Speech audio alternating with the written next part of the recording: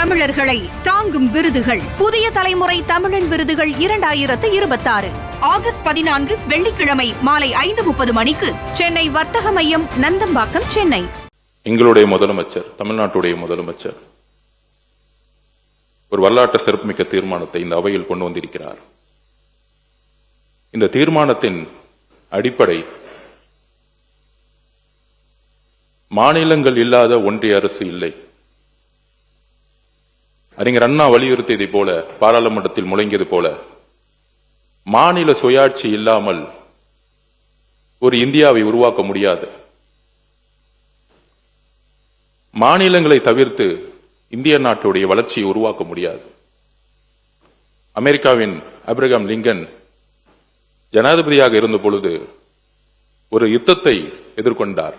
அந்த யுத்தம் வடக்கு தெற்கு என்கின்ற யுத்தம். அதே போல்தான் இன்று வடக்கு தெற்கு என்கின்ற யுத்தத்தில் இன்றைக்கு இந்தியாவும் சரி, நம்மளும் சரி எதிர்நோக்கி இருக்கிறோம். புரட்சியாளர் அம்பேத்கர் உருவாக்கிய அரசியலமைப்பு சமத்துவத்தை வலியுறுத்துகிறது. ஆர்டிகல் 14 எல்லோரும் சமம்,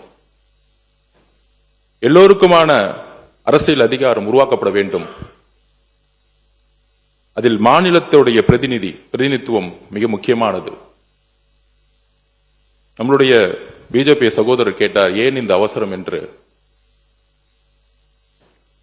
பாராளுமன்றத்தில் பிரதிநிதிகள் இல்லாத பொழுதே தமிழ்நாட்டில் சமூக நீதியின் அடிப்படையில் இடஒதுக்கீடு ஏற்படும் பொழுது தந்தை பெரியாரும் அண்ணாவும் இணைந்து அரசியலமைப்பில் முதல் திருத்தத்தை கொண்டது தமிழ்நாடு. இதுதான் தமிழ்நாட்டுடைய வரலாறு. அதே வழியில் எங்களுடைய முதலமைச்சர் இந்த தீர்மானத்தை தமிழகத்திற்கு மட்டுமல்ல, இந்திய ஒருமைப்பாட்டிற்காக, இன்றைக்கு ஆளக்கூடிய அரசுகள் வரக்கூடிய தேர்தலுக்காக இந்த சட்டங்களை கொண்டு வரலாம் அப்படின்னு ஒரு சிந்தனை உருவாக்கலாம். ஆனால் இந்தியா என்பது பன்முகத்தன்மை கொண்டது. அரசியல் கட்சிகள் மாறலாம், ஆனால் புரட்சியாளர் அம்பேத்கர் உருவாக்கிய அரசியலமைப்பு எப்பொழுதும் நிரந்தரமானது. அந்த அரசியலமைப்பை பாதுகாக்க இந்த தீர்மானம். இதில் திராவிட முன்னேற்ற கழகத்தின் நன்றி சொல்லுகிறோம். எதிர்க்கட்சி தலைவர் அவர்களுக்கு.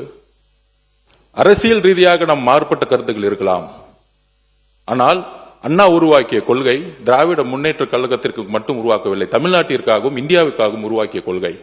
அந்த கொள்கை வழியில் வந்தவர்கள் நாங்கள், எங்களுடைய முதலமைச்சரும். அந்த கொள்கையில்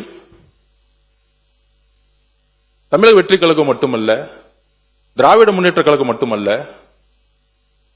அண்ணா திராவிட முன்னேற்ற கழகம், புரட்சி தலைவரால் உருவாக்கப்பட்ட எம்ஜிஆர் அவர்களும், புரட்சி தலைவி அம்மா அவர்கள் தன் இறுதி மூச்சு வரை மாநில சுயாட்சிக்காகவும்,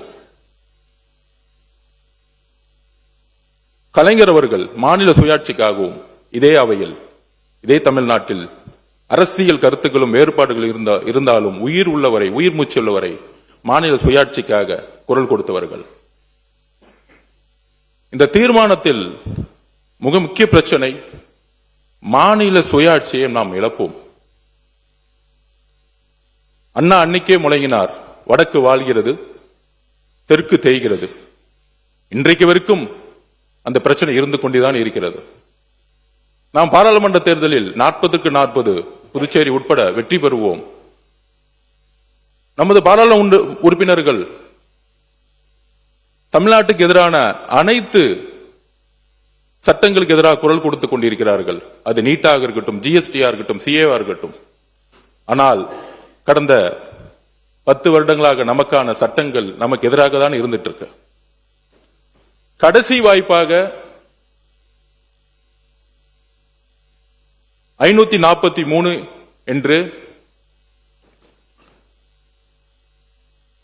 நமக்கான ஒரு ஃப்ரீஸ் செய்யப்பட்ட, கடைசியாக 2001 ஃப்ரீஸ் செய்யப்பட்ட ஒரு பாராளுமன்ற உறுப்பினரின் எண்ணிக்கை மாறுபடும் பொழுது நமக்கான குரலும் நமக்கான உரிமையும் பறிக்கப்படும். வரலாறு பத்தி பேசலாம்னு நினைச்சேன். நம்மளுடைய மாண்புமிகு சகோதரர் வன்னியரசு அவர்கள் எல்லாத்தையும் பேசிட்டாரு. பாரத பிரதமர் திருமதி இந்திரா காந்தி அம்மையார் அவர்கள் மக்கள் தொகையால் கட்டுப்படுத்தக்கூடிய திட்டங்களை கொண்டு வரும் பொழுது, தென் மாநிலங்கள் அதை வளர்ச்சிக்காக அமல்படுத்திய பொழுது, மக்கள் தொகையின் அடிப்படையில் பாராளுமன்றத்தின் விகிதாச்சாரம் நிர்ணயிக்கப்பட்டால் நாளைக்கு இந்தியா சமத்துவத்தை இழந்துவிடும் என்கின்ற சட்டத்தை கொண்டு வந்தார். அதன் வழியில் திரு வாஜ்பாய் அவர்கள் 2001 மக்கள் தொகை கணக்கெடுப்பின்படி அப்பொழுதும் சட்டத்தை நிறைவேற்றி 25 வருடங்களுக்கு 543 என்கின்ற பாராளுமன்ற உறுப்பினர்களுடைய விகிதாச்சாரத்தையும் தமிழ்நாட்டில் 39 என்கின்ற விகிதாச்சாரத்தையும் உறுதிப்படுத்தினார்கள். தங்க தமிழர்களை தாங்கும் விருதுகள். புதிய தலைமுறை தமிழன் விருதுகள் 2026 ஆகஸ்ட் 14 வெள்ளிக்கிழமை மாலை 5:30 மணிக்கு சென்னை வர்த்தக மையம், நந்தம்பாக்கம், சென்னை.